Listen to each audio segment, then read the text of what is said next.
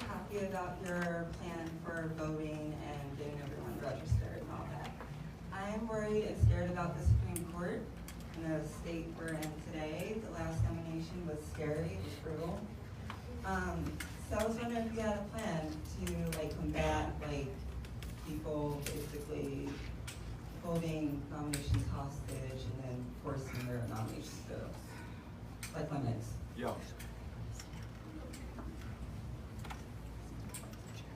In addition to this presidential election, and ensuring that everyone in this room, myself included, if I'm not the nominee, get behind whoever the nominee is, and ensure that she or he is as successful as possible against Donald Trump, and then as successful as possible in bringing this divided country together again in January of 2021.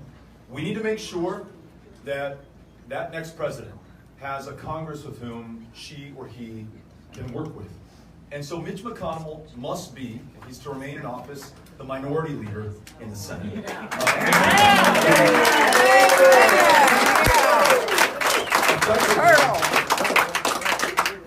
Effectively stripped President Obama of his last year in office, denied him the ability to have a Supreme Court nominee, though he was duly elected by a majority of his fellow Americans and the Electoral College, unlike our current president.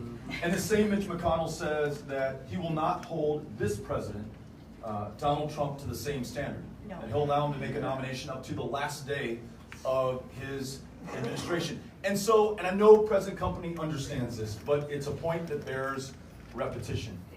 This is not a pox on both houses. There's no false equivalency between Democrats and Republicans. My mom is a lifelong Republican. So there are Republicans whom I love in this world. But those Republicans who enable this president and are complicit in what this administration is doing, not just locking up little kids, but describing the Klan as very fine people, or immigrants as rapists and criminals, or talking about banning all Muslims from setting foot in this country, or entering us into these disastrous trade wars that are punishing the people of Iowa and all across this country. They have some culpability and some responsibility for what's going on. So yes, let's make excellent nominations to the highest courts in the land. Let's set term limits for that Supreme Court to reduce the temperature and the political pressure around these nominations. But let's also have a Senate that we can work with. And the people of Iowa, as do the people of Texas, they have their work cut out for them, but we must be able to do that if we're going to be able to achieve the potential that we've described today. Thank you for asking the question. Appreciate that.